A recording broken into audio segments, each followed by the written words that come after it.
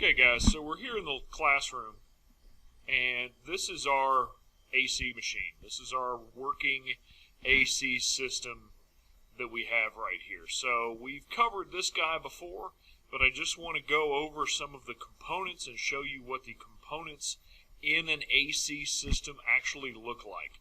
So again, this board is just a representation. The stuff under the dash, the stuff in the car doesn't necessarily look like this. Okay, so if you remember these components, I've got a cold side right here which contains my evaporator, and I've got a hot side which contains my condenser. The union between the two is going to be my compressor. Okay, so the compressor is what makes our pressure for our system and keeps our refrigerant moving through everything. Okay, so everything starts in the compressor. Remember, our compressor does not compress liquid.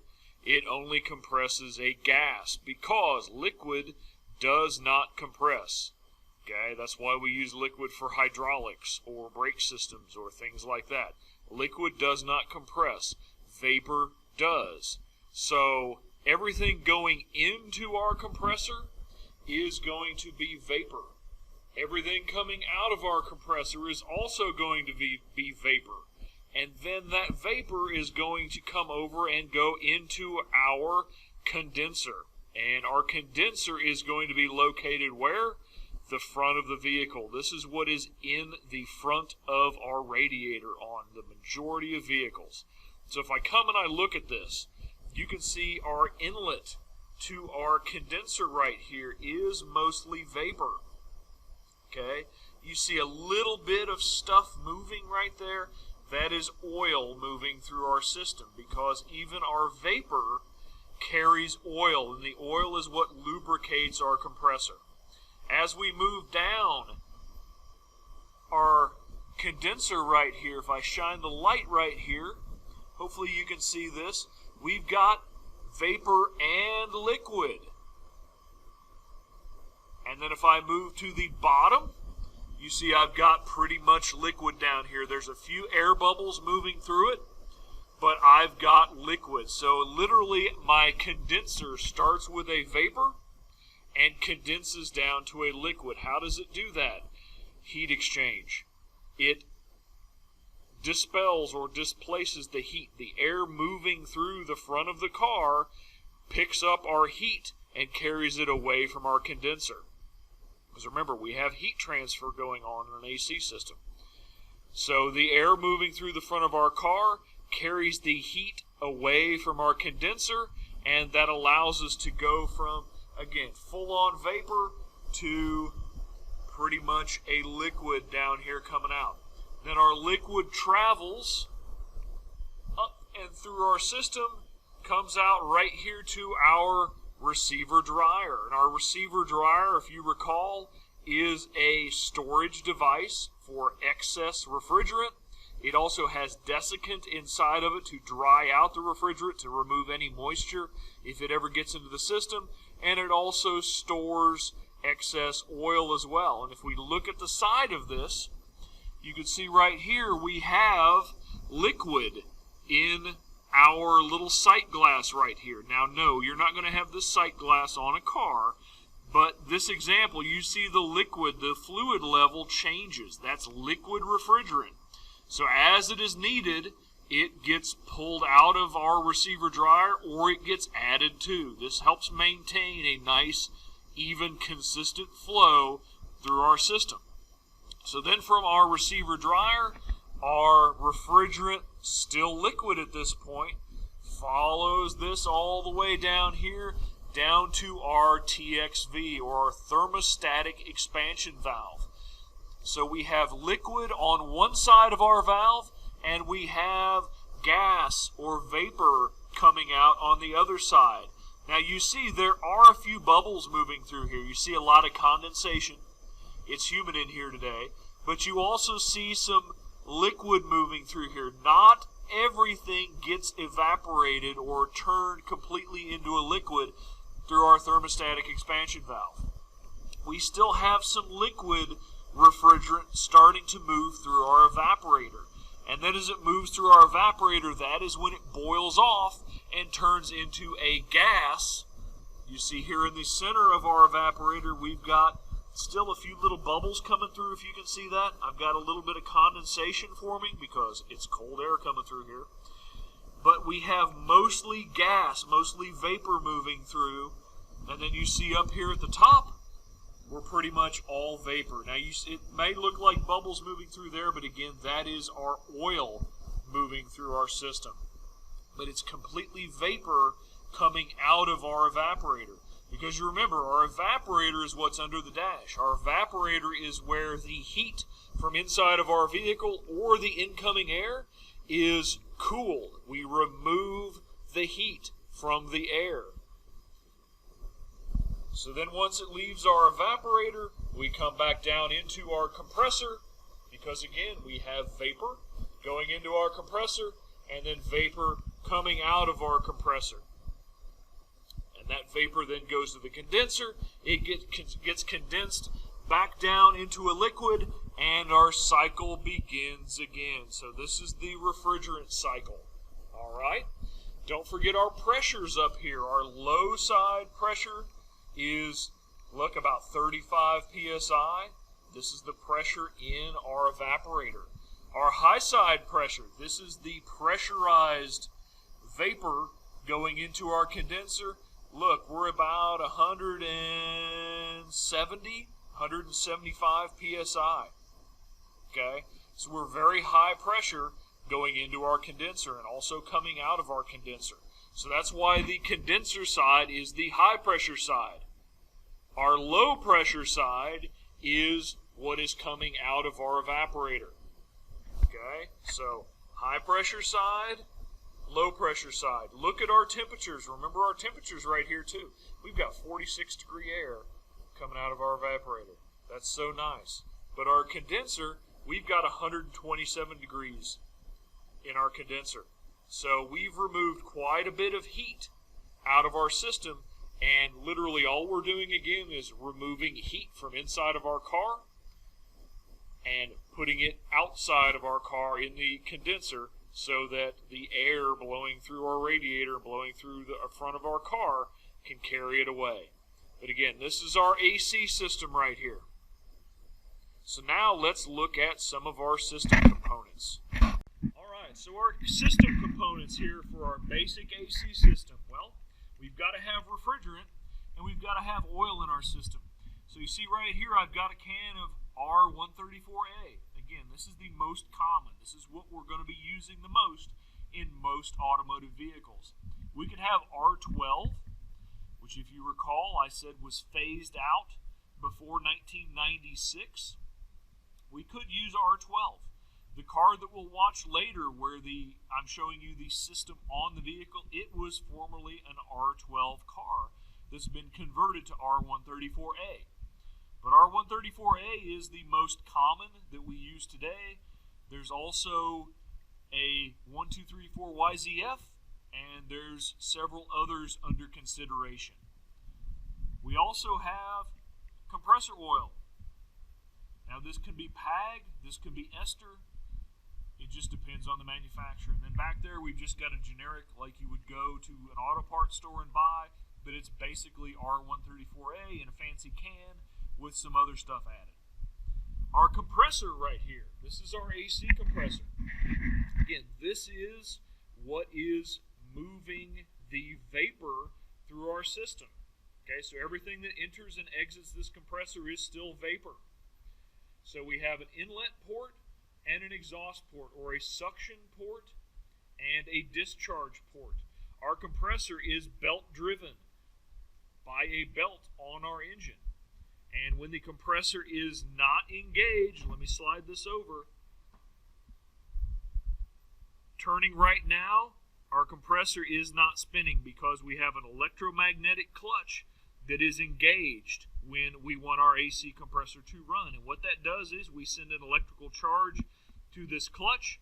It then magnetizes and pulls in and then locks onto the actual shaft for the compressor, and then our compressor turns and spins and we have AC moving through our system.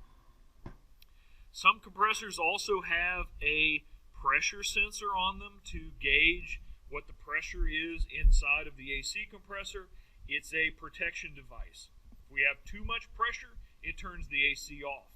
If we don't have enough pressure, it also turns the AC off. Too much pressure, bad stuff can happen. We can blow lines, we can blow seals, we can blow different things in our system. Not enough pressure, that usually means we are low on refrigerant charge. If we're low on refrigerant charge, that means we don't have as much refrigerant to carry oil through our system, so our compressor might not get the amount of oil that it is supposed to have, and it will burn up the compressor. We don't want that. So again, we have systems and sensors and pressure sensors on our AC system that if we don't have enough system pressure, it turns the AC off so that we don't kill our compressor by not letting it get oil. Over here we have our AC lines. We can have soft lines. These are flexible because we have an engine that can move around in our engine bay. Our engine is mounted to flexible engine mounts. Well, our engine might move an inch or two depending on what's going on. So we need flexible lines. These are usually from the compressor to anything mounted to the body or the frame of the vehicle. We have hard lines. These are mounted to components that do not or should not move. Either way, we have AC lines. And if you look at this line, I've got a pressure sensor that again tells our system we can turn on or to turn off. Here is one of the service ports for our system. So again, there's a hard line and a soft line. Over here we've got, one is a cutaway and one is not. This is our accumulator. Now on our accumulator, this is used on what's called an Orifice Tube system. But our accumulator does this basically the same thing as a receiver dryer. It stores excess refrigerant and excess oil. It has a filter inside of it, and it has desiccant inside of it. You look at the cutaway right here. There's a bag right here. This would be our desiccant. And what a desiccant does, think of when you buy new tennis shoes. There's that little package inside the box of tennis shoes that says do not eat. That's a desiccant bag. It's there to keep moisture out of your brand new tennis shoes so they don't smell musty. Well, our refrigerant, our AC system, could potentially get tiny bits of moisture in. Whenever we add refrigerant, whenever we check refrigerant with gauges, it might get a tiny bit of moisture inside of it. So our desiccant bag removes any kind of moisture from our AC system. There's also a filter in it. That's located in the bottom. So any debris, any metal shavings, anything, hopefully gets picked up in that filter instead of being cycled through the system. So this is our accumulator right here. And here's another version of it that's not cut away. Again, accumulator is used on an Orifice Tube system. Over here we have our thermal expansion valve and we have an Orifice Tube. Our thermal expansion valve, this is most newer cars, we're using a TXV or a thermal expansion valve. Basically, one side is going to be liquid coming in, and then coming out of that is going to be vapor. This is what causes the pressure difference. Incoming pressure or incoming liquid to our thermal expansion valve is at whatever our high side pressure is. So on our AC machine here in the classroom, it was about 175 psi. The other side of our TXV or our thermal expansion valve is going to be whatever our evaporator pressure is. And we saw about 35 psi. So this is what causes our pressure drop. Remember, that huge pressure drop is what causes our refrigerant to boil and turn from a liquid into a vapor. We also have this little tube right here that meters pressure, so it can actually control what's going on inside of our thermal expansion valve. And then right here we have a temperature sensing probe that again can control what's going on inside of our thermal expansion valve. This little guy right here is an Orifice tube, and this is used on an Orifice tube system. An Orifice tube system does not use a thermal expansion valve. Instead, we use this tube, and this tube is basically a series of little screens that on this side we have our liquid pressing against this screen, and then it is discharged on the other side and it turns into a vapor. This is what causes our pressure drop or pressure difference in an orifice tube system. Our orifice tube system uses our accumulator. A TXV uses a receiver dryer. Over here we have our evaporator. Okay, this is removed from the box under your dash, but it looks a lot like a radiator. Why? We're going to have air moving through here. Our fan, our blower motor, is blowing air through this. And this is where the cooling, the removal of heat from inside of our vehicle happens. Here's one that's inside of the box. This part is under your dash. Okay? We have air that blows through it. Okay? From our blower fan. Hey, look, there's our thermal expansion valve, or TXV, installed. And you see one of our little ports is tied into this metal line. That's our temperature sensing port. This other port up here is our pressure sensing port. We also have this guy right here, that if you follow it, it is a temperature sensor. This watches our temperature of our evaporator, because if it gets below freezing, it turns our AC off. We don't want our evaporator to get below freezing. Why? We would have something called icing that occurred. Remember, we're removing heat from the inside of our vehicle, but we're also removing moisture, which that's what you see dripping from underneath a car when it's running with the AC on. Well, that condensation, that moisture, if our evaporator gets below freezing, it turns into ice. Ice means we don't have air coming through our system, and that means we don't have cool air blowing off into the car, blowing on you. So this turns our AC off when our evaporator gets too cold, and turns it back on once it reaches a temperature, usually 35 to 40 degrees, so that then our AC can run again and continue cooling the car. So again, we don't want this to turn into a big chunk of ice. Otherwise, we get no air movement, we get no cooling. It may blow cool-ish air for a little bit, but then it'll get really humid and really muggy inside of the car, and we don't want that. So we have a temperature probe and a temperature sensor in our evaporator that turns our AC on and off if our evaporator gets too cold. This guy right here, this is our condenser. This is what's mounted in the front of the radiator. Okay? And you can see through it just like you can with a radiator. So as you're looking at the front of most vehicles, you're not seeing the radiator, you're actually seeing this guy. Mounted to the side of it, this is our receiver dryer for a TXV system. A lot of newer cars, they mount it to the end of the condenser, or it is actually made into the condenser on several cars that we have in the shop. So this is our receiver dryer, and then we have an outlet, inlet and outlet for our condenser right here. And then last we have our heater core. This is the last component under the dash. This is not really related to our AC system because no AC refrigerant flows through it. Instead, we have engine coolant flowing through it. But it's still under the dash, usually right next to our evaporator that makes heat for inside of our car. So again, we have actually coolant moving through this guy. So there's all of our components for our AC system. And again, looking back at our running AC system right here, again, our evaporator makes the nice cool air. Look at all this condensation. It's doing exactly what it's supposed to do. Our condenser is removing the heat from our refrigerant, returning it back to a liquid where it goes and turns into a gas, and our evaporator picks up that heat. Our compressor keeps everything moving, and there's our complete AC system. Hey guys, we're out here in the lab with my personal car, my 92 Toyota Camry. We're going to look at the AC system components actually on the vehicle. So the first thing down here, you see our AC compressor. Okay, and then we see our two hard lines coming off the back of that AC compressor, and you notice they both turn into soft rubber lines.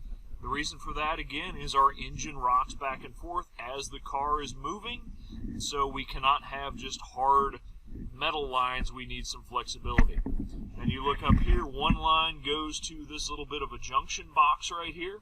The other line sneaks up here and goes to the front of our car. So if we follow that line, you see it's going to go to our condenser. And our condenser is up here at the front of the car. And if you remember, it's always in front of the radiator. So that's not the radiator that we're seeing through here, that's actually the condenser. The radiator is back here, and you see there's actually a gap between the condenser and the radiator. And that's normal, but most of our air flows through our condenser first, and then flows into our radiator. If you look at our junction here, we've got lines that then flow back into our cabin. If we look at the other side here of our car, you see we have a red port right here. That is our high side service port. And then below it, we actually have our receiver dryer. That is, again, if you remember what a receiver dryer does, it filters, it dries, and it stores excess refrigerant. Okay? One note about this car is a 92. So it was originally equipped with R12, and what that means is it had R12, not R134. So we've actually had to adapt this car to work with R134, and part of what that meant was we had to put a new service port on the high side here, and you see this looks like it screws on. It actually does. It screws on to the original R12 service port. And then that allows us to use our 134 gauges, our machine, etc., etc. If we look on this other side, if we follow these lines up towards our cabin, then you see our low side service port down there, the blue cap. And again, this car has been retrofitted, so it's just another screw-on adapter. Really nothing hard, really nothing difficult about doing this. Again, you put the correct fittings on, you add the correct oil, the correct refrigerant, and that's really all it is on most cars. Some cars you have to change certain O-rings, other cars you don't. Again, there's our compressor. We also have two big radiator fans here, and these radiator fans, they turn on when our AC is on. And we'll see that here in a second, but they're running when our AC is on because we want constant airflow. We need constant airflow moving through our condenser even when we're sitting in traffic. So these fans will turn on when the AC is on. They'll turn on a low speed and keep air moving through our condenser. Now, if temperatures get too high, either our engine or our AC pressures, then these fans will turn on to a second speed. They'll turn on to a high speed and move even more air and cool everything down even better. So let's see what these look like with the car running. Okay, so I've got the car running. I've got the AC system on. You see our compressor pulley is turning because our compressor is engaged because our AC is on. You also see now these fans are both running at a low speed. Again, we need to keep air moving through our condenser. We need to keep everything cooled. Again, our compressor is turning. Now this will start cycling as our system cools down on the inside. Remember, we have some sort of temperature sensing device that will cycle the AC compressor so that our evaporator does not freeze over. But just started the car, just turned the AC on, so it'll take a few minutes before this starts cycling. So we're probably not going to see this clutch engaging and disengaging. But if it were to disengage, you would then see just the belt turning, but the center part of the clutch, closest to the compressor, that would be stopped. That would not be spinning because our compressor would be disengaged. And then when it re-engaged, you'd hear a click, the clutch would engage, and then everything would begin spinning again. So there's just our simple AC working on a car. Super simple, super easy.